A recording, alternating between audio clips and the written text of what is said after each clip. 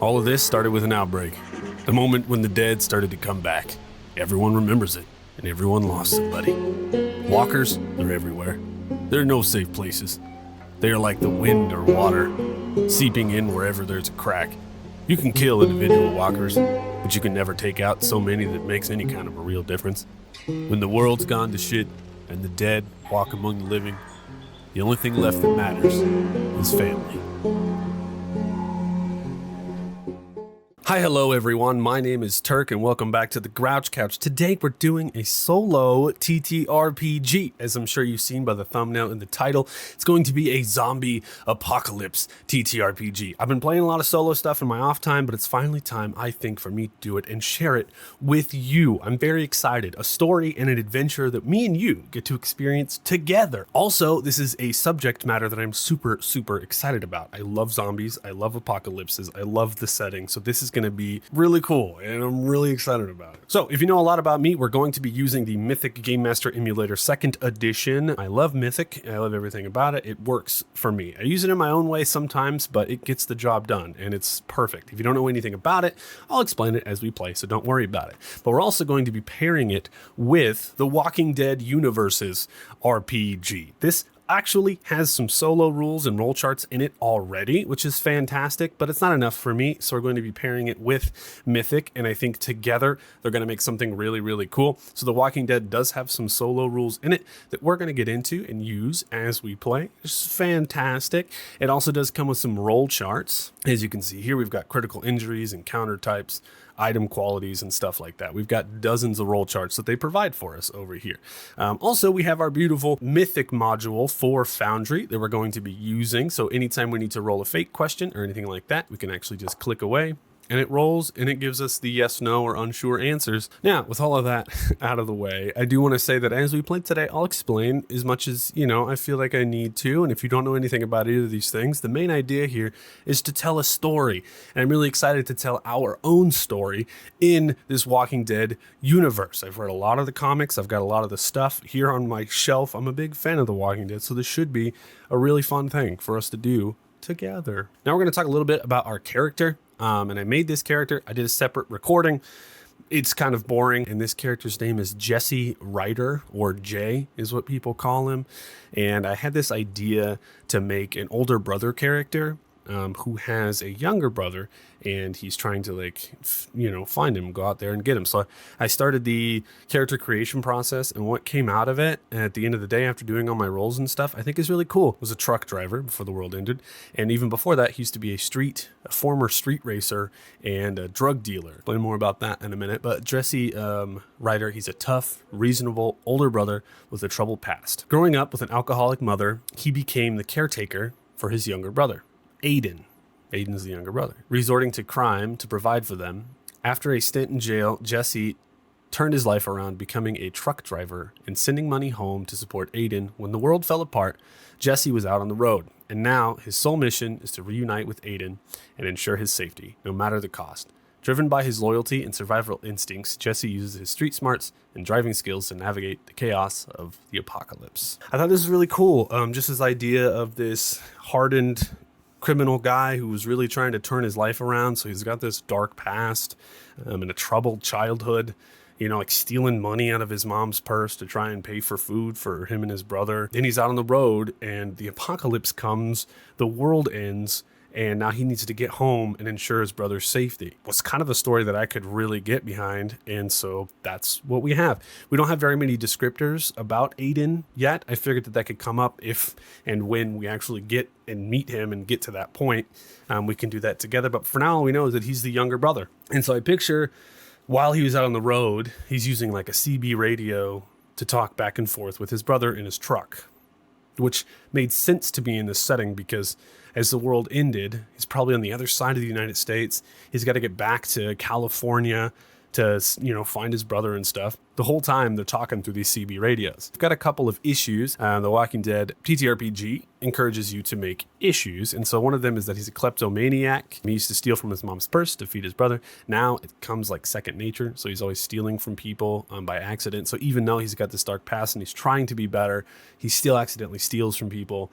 Even when he doesn't mean to, which I feel like is kind of an issue in the apocalypse. If you're stealing from like your friends, they might ban you from a safe haven or something like that. So it's going to be tough to work through. And also, he's got a really bad past. And the name of the game is that he hopes his brother never finds out all the bad shit that he did to take care of him.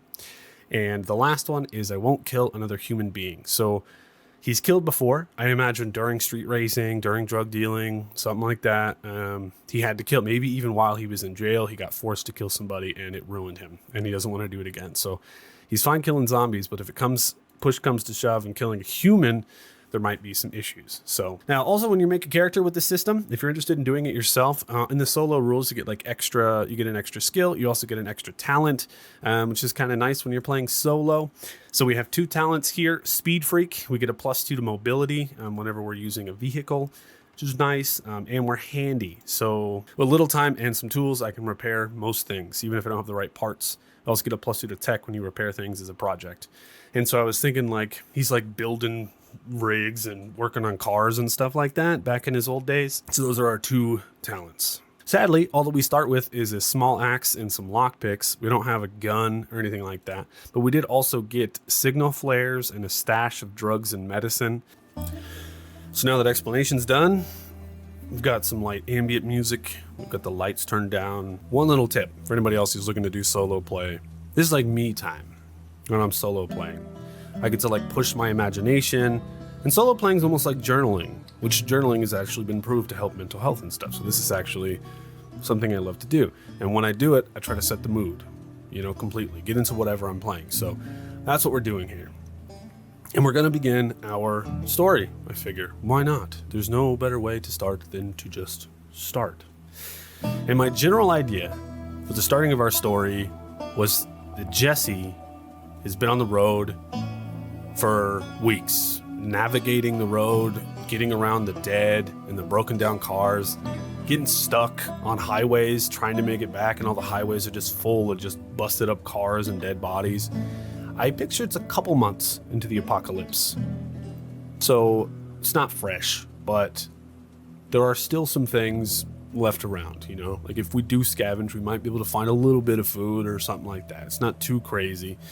We're at around the beginning of the apocalypse, which I figured was the best place to start our story, because who knows how long this might be going for. Every night when he's on the road, he uses the CB radio to contact his little brother back in his hometown, just to check in on him. Quick little check-ins. He knows he's been in jail. He knows the people might be listening in, so it's always quick. Maybe they have some code words that they say. And he just calls his little brother on the CB radio and say, "Hey, little bro, you there?" And then Aiden calls back and he says, "Yeah, I'm here. Everything's good." Like, "All right, good. Just checking in on you. Still a few weeks out. I'll be there soon." He says, "All right. See you soon, brother. Waiting for you." And I think he knows, like, his brother has to be held up in, like, the attic of their house, right? He's up there by himself, staying quiet, using his coloring pencils and stuff like that. Just staying real quiet, like his older brother told him to. And our story starts when his truck breaks down. He's been pushing his truck to the limit. He's been hitting dead bodies. He's gotten a couple accidents. He's been pushing it to the limit to try and get back home. And for the sake of the Walking Dead system, the truck was his haven. But it's broken down, and so now he's havenless. And the truck breaks down, which means he also loses the CB radio. Which means he can no longer check in with Aiden. He doesn't know where he is. And he doesn't know if he's doing okay. And so that's his big stress, right? And we actually do have our threads list. The first one is to find my little brother. The second one is my old gang alive? And I actually put one in here, and I think I took out, but I'm gonna put it back. It was just my car, ? Because I picture he was a racer, right? He used to race cars, so he might still have this car back in his hometown somewhere. He might be trying to find it. But we're gonna put another thread in here that's just check in on Aiden. It's a simple thread, but we're gonna put it in there because we can no longer contact him via CB radio, so hopefully we can figure out something. Now, when we have our characters list, all we have is Aiden on there. That's it. That's all we know. We know Jay, we know Aiden. So our truck breaks down. It's like steaming. It's like mist coming out of it. He knows that it's busted. He's been handy with mechanics for a long time. He knew that the truck wasn't going to last very long. Maybe there's like pieces of zombies like lodged in the radiator and it's like leaking radiator fluid and stuff. And he's like, gets out of the truck and looks at it and he's like, damn. And he looks around. And what does he see when he looks around? So where did our truck break down at?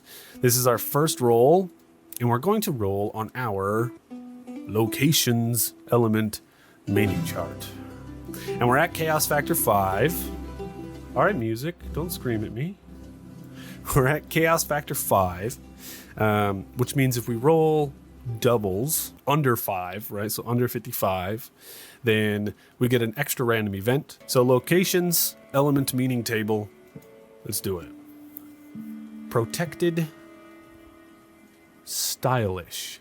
And the name of the game here is to take the words and analyze them however you would, right? Usually when I play, if nothing pops in my head right away, I also just do general discovery meaning descriptions. So we also got frighteningly extraordinary. Protected and stylish. Stylish to me screams mall. So I'm thinking there's a giant extraordinary. There's a giant protected mall. It's probably got fences up around it and barbed wire from like when the military set it up. Yeah, the military set up a safe point. As we all know, the safe points only lasted a couple of weeks before they completely got broken down, but he sees this big wall around this mall. There's just like blood and bodies everywhere. Like it was at one point a safe point in this, I'm assuming, town that he's in, that his truck broke down in.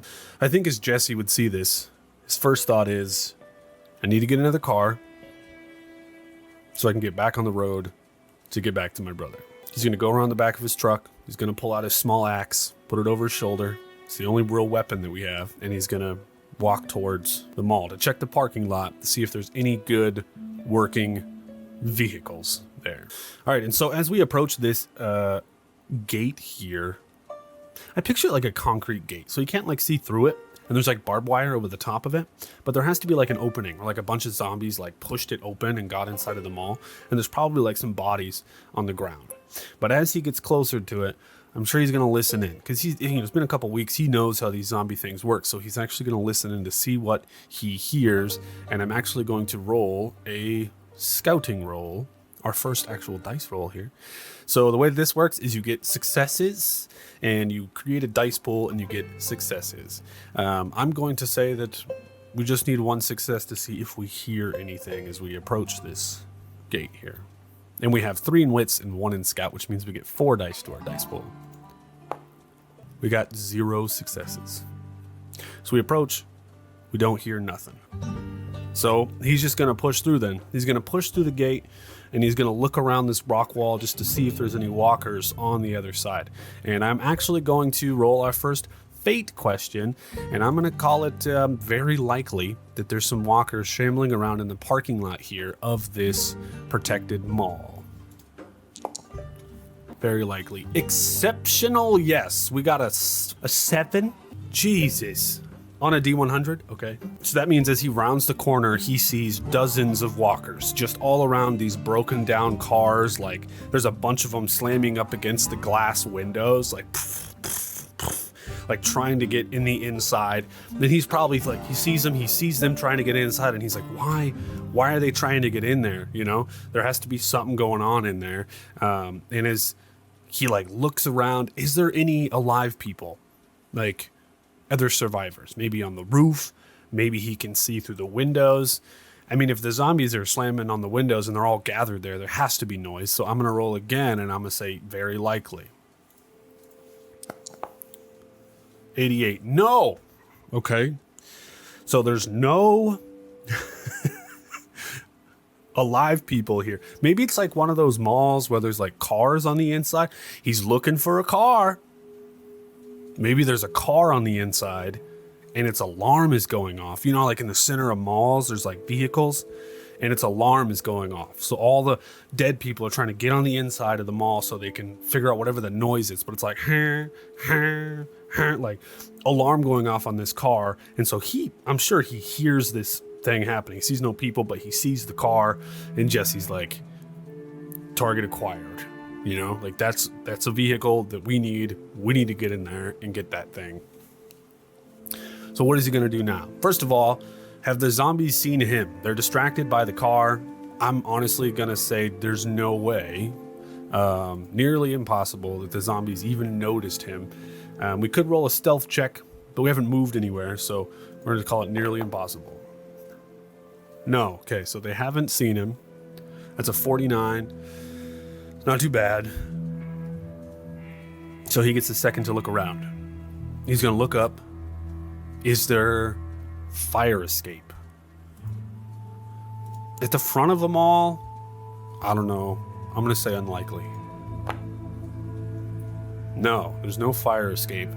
All right, so if there's no fire escape, we'll try one other thing to see if we can get into this mall. I mean, usually there's like some kind of emergency vehicles whenever military is setting up like a stop point, you know? So maybe there's like a fire truck or like a big ambulance or something that he can climb on top of to then climb into a window. And being that I said military, I'm assuming it's going to be very likely that that's the case. 79.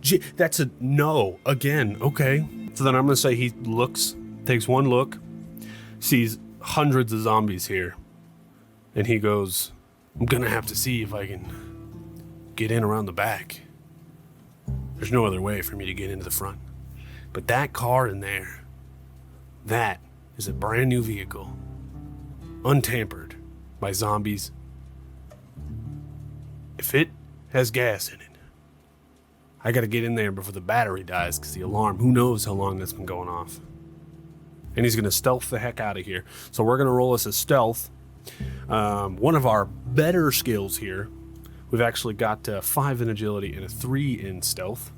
3 is the stealth is our primary skill, so we actually get to put 3 in it when we built our character. So hopefully we're going to be good at this here. We're rolling 8. Just need a success. Let's go. 0 successes. Oh no. All right. So as he turns to leave and he goes to sneak out, there's all those dead bodies right in front of the opening of the gate, and he crunches down on one of the skulls. And there's a few stragglers of zombies that are at the back end of this party of all these zombies. They turn, they see him, and they start heading his way. They're pretty slow, they're a little ways away, but he did get their attention, and they are headed out now. And he looks, he sees, oh, all right, be careful. And he keeps on his way around the back. He knows that they're coming his way, so he better get doing whatever he's going to do quickly. And he goes out the gate. Does anything happen on the way around to the back, or does he just get there all in well? We're just going to call it an unsure roll. Does anything happen? Unsure, but no, but we got doubles of a chaos die. So we got an uninspected random event that is trick and war. NPC action. Trick and war. Trick and war. I know exactly what trick and war means. Trick and war means trap, which sucks for us. But I have an idea. So as Jay's going around the outside of the block wall, he's going pretty quickly because these zombies are coming after him. He knows it. And so he's not really paying attention. And he steps down onto a rope trap that tightens around his ankle and pulls him up into the air, like 10 feet into the air. He's hanging upside down. And does he drop his axe whenever he gets pulled down like that? What should I roll for that? Agility? Does he drop his axe? Yeah, no successes. He drops his axe to the ground. It's down there. He's hanging 10 feet in the air, upside down. And the straggler bit of zombies, I'm going to roll a d10 to see how many. That's a 3. So there's 3 zombies They get right up on him and they're like grabbing at his hands, pulling at his hair. I'm sure his hat fell off down on the ground too, and they're stepping all over it. And he sees his hat getting stepped on. It's like the trucker hat he got whenever he got the trucker job. And he loves that hat. It's getting stepped on, and he's just like, oh man, friggin' hat. And he's like trying to not let them grab him, and he's hanging upside down. Oh my goodness. And so moving forward, I think he's gonna be hanging there, man, for at least an hour. He doesn't have his axe. He can't cut the rope. He's holding his arms up. He's trying not to let the blood rush down to his head. As he's hanging there, the sun is beginning to set and the blood's rushing to his head. He's like falling asleep, and he hears a noise like phoom, phoom, phoom. And arrows land into the 3 heads of the zombies below him, and he hears footsteps approaching. And he like releases because he's trying to get the blood rush to his head, and he looks out and he sees how many people are standing there. He's gonna see people standing there. How many is it? How many is it? D6, 3 people. We have an element meaning characters. We're gonna roll a couple of times on this just to. First, what does he see? We've got appearance. What do these 3 people look like? Common equipment. So they got bow and arrows, but they're not crossbows. They're just bows. They're wearing like normal clothes, blue jeans. For our descriptors, we've got familiar yet combative. So they look like his type of folks, you know, normal people. Imagine like 2 guys and a lady. I'm shuffling in my seat because that's also the thing with Mythic. If you already have something in your head that's just happening, just let it flow. Let it come out of the imagination. At any point when you have to stop and ask a question, or you need to move forward somehow and you're lost, that's when you roll dice. So to me in this situation, there's 2 guys, there's 1 girl. I picture the girl's got like a brown ponytail. She's got her hair up because this is zombie apocalypse. You don't want zombies grabbing your dang hair, right? She knows that. They're each holding bow and arrows, and they look up and they're kind of standing there like 2 of them are holding their bows and the lady's not, and she gets close. And does she know Jesse? Jesse's been around and he's getting closer back to his hometown. He's trying to get back home. So does she know Jesse? I'm going to say it's unlikely, but she might. Yes, she does know Jesse. So when she approaches for the familiar tag here, we're going to say, she says, well, I'll be darned if it ain't Jesse Ryder. Now, what you doing around these parts? Does she have a name? She needs a name. Do we have a name chart? We do, but it's miscellaneous names for fantasy. We got Ick and R. I like Ick. Ick could be Vicky. Vicky R. So he says, well, I'm just trying to get home there, Vicky. Oh my goodness. Did they maybe date before? Have they dated before? I'm going to call it likely. 32, yes. So then she says, Jay, you son of a bitch. You know you broke my heart. He goes, yeah, look, I'm sorry, Vicky. I'm a changed man. For the world ended. I got a job. I'm trying to take care of my little brother, And she goes, no, you Riders never change. Cut him down. And when she says cut him down, I picture one of the guys walks up and is gonna hit him in the head. He has to also have a melee weapon, right? So like the blunt of an axe just hits him in the head and everything goes black. Now, as everything goes black, I think that's gonna end our first scene here. I don't know where he's gonna wake up. We're gonna roll for that. But as our scene ends, so if our character wasn't in control that whole time, the chaos factor goes up. And I think that he was not in control. So first off, our chaos factor is going to go up 1.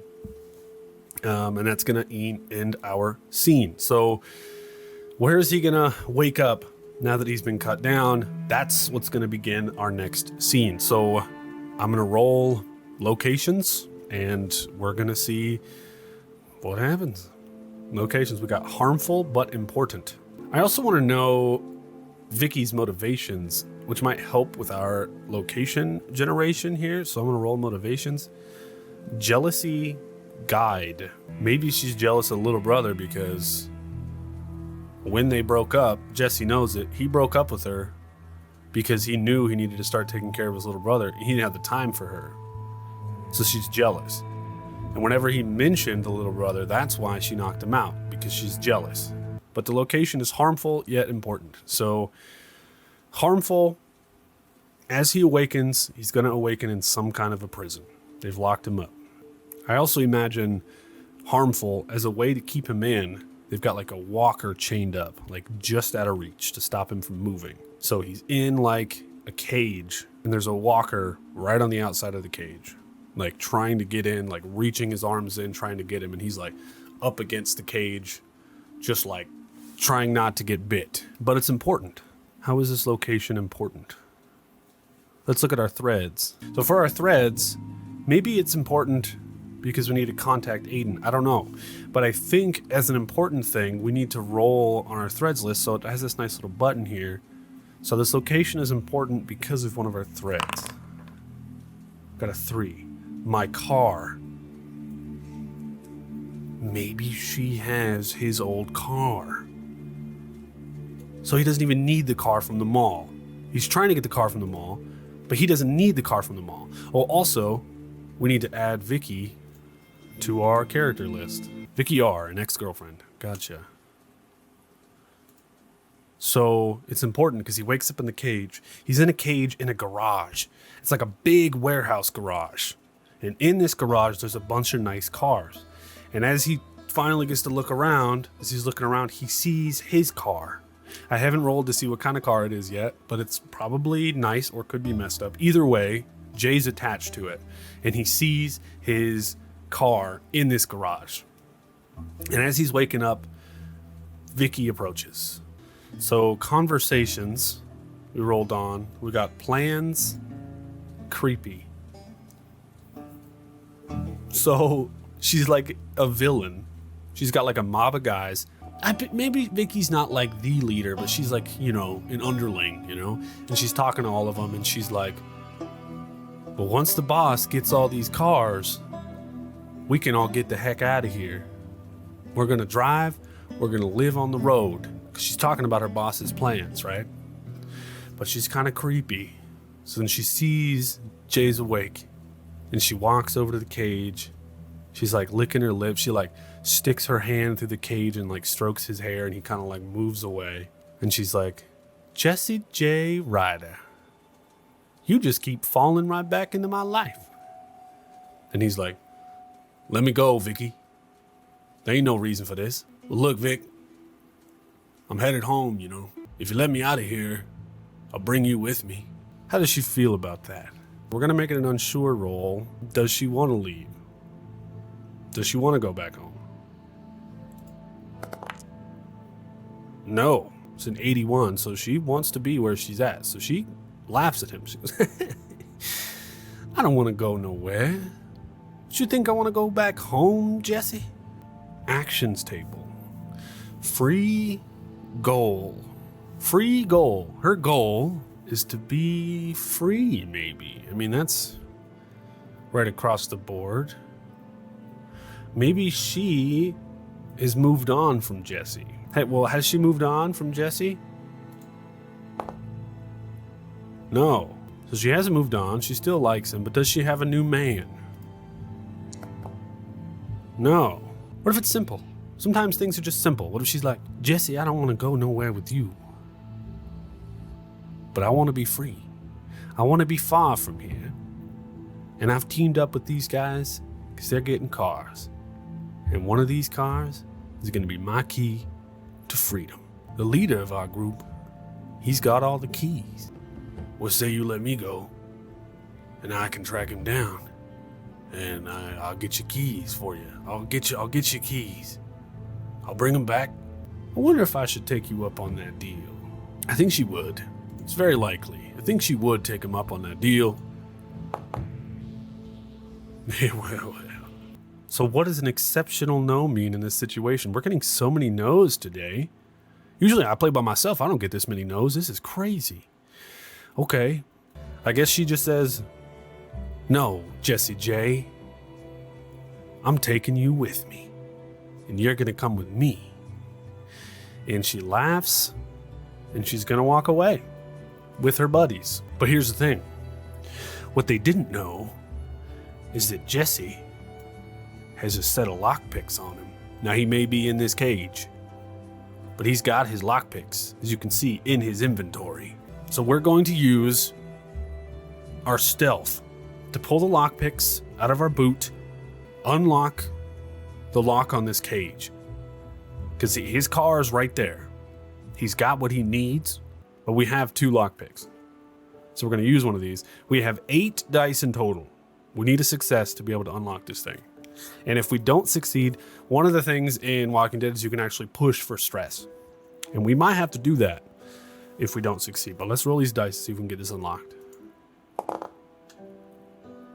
2 successes, yes. So he unlocks the gate. They're off on the other side of the room.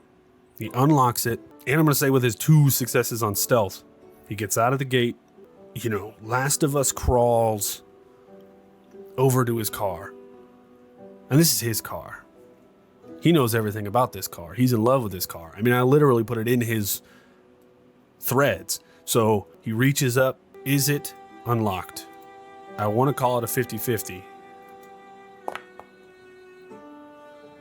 3 exceptional yes. So not only is it unlocked with the exceptional yes, he goes underneath, because he knows everything about this car. He goes underneath where the tire is, where the wheel well is, and he has a hide key in there that's magnetized in the wheel well. And he grabs that key. This exceptional yes, I'm giving it to him. And he unlocks the door as quiet as he can. There's a little bit of noise. And they look over. And as they look over, they see Jesse putting the key in the engine and turning it over as it fires to life. And before I explain how he busts out of here, we need to know what kind of car this is. Also, what is the vehicle condition? What's the condition of his car? We can roll for that as well. 5.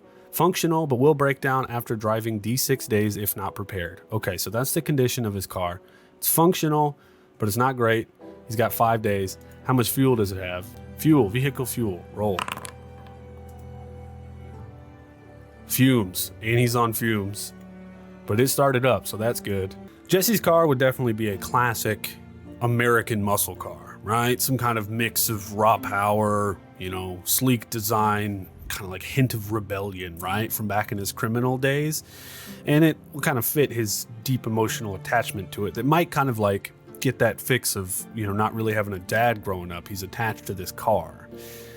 And I'm thinking going to be a 1970 Chevrolet Chevelle SS. So as he starts this bad boy up, he looks over at them and he just drives forward. There's a couple of doors in front of him, but he just drives straight forward and just slams into the doors. And okay, does the car make it out scot-free? I don't know. It's kind of a question here. I'm gonna keep this on screen because hell yeah, dude. Yes, the car makes it out okay. All right, exciting. He slams through. And as he gets out, he sees the outside of this warehouse. What do we got going on in the outside of this warehouse? This has to be like a faction, like a straight up Walking Dead faction. And I know there's a bunch of faction stuff here. What is the size of this faction? So we're gonna roll for first. 1d6, 1 through 5. So they aren't that big. It's just pretty much them. So it's like those 3, their leader, and someone else. Their faction type. They are outcasts forced together because nobody else wanted them, either in the society before the outbreak or in the world after. They could be a group of asylum runaways, prisoners, homeless people, or people who are just plain unlikable. All right, so they're an unlikable small group. I'm picturing they're going to come back later. All right, so that's why we're getting all this information before we move on here. Faction havens. Okay, so what does the outside look like here? A village or structure built or secured by the faction. So they're car people. They have this big old warehouse. Built? I'm thinking they've taken car parts and car doors from this junkyard and built up a fence And they've used these car parts and stuff to build little huts. Like there's an outhouse made out of car parts and stuff like that. They've built it up. These guys are the car faction. All right, now just give me something else. Give me one last little bit to flesh this out here. Frighteningly familiar. So I'm thinking that's just the way that Jesse feels as he sees all of this. Because maybe it's the location of the outside. He realizes he's been here before. He used to come here. It used to be a chop shop where he would actually steal cars and bring them here. He would drive them here and drop them off and get money. This was the chop shop that he's been here before. So he sees cars that he himself brought here. He sees like parts of them all around from back whenever he was running. And that scares the crap out of him because his past is actually coming back to haunt him already. And he's ashamed of his past. And so he gets a little scared. I'm almost tempted to give him a stress. Does this give Jesse a stress? That's our fake question here. I'm going to say unsure. No. Okay. It does not give him a stress. Finally, the no's come in handy. Jeez. Now, being that this is his classic car, he knows this car, he loves this car. Did he install a CB radio into this car so now he can once again contact his brother? Did he do it? I'm gonna call it unlikely. Actually, probably very unlikely because he was young. He wasn't putting CB radios into his car, but maybe. That's a 12. So yes. Yes, he did. So he gets through the gate. He sees all this stuff. It scares the crap out of him. He skids out, breaks through the gate, gets back onto the road. His car's in bad shape. He's driving on fumes. He needs to fix it, and he needs to get gas. But before any of that really gets in front of his mind, he pulls up the CB radio, hits the on button, and he calls his little brother as the sun has set and it's nighttime again. So it's time for him to get in contact with him. And he says, "Hey, little brother, you out there?" Does Aiden call back? We'll call it a 50-50. 50-50. No. So he calls out again. He says, "Hey, little brother, you out there?" Aiden. Aiden, come in. Shit. Then he throws the CB radio thing on the ground and he hits the gas. And that, my friends, is where we're going to end this first introduction episode. Very exciting stuff. Yeah, no, for sure. But thank you so much for watching. If you have an idea for an NPC name or even a PC name that you want me to use in this story, drop it in the comments below.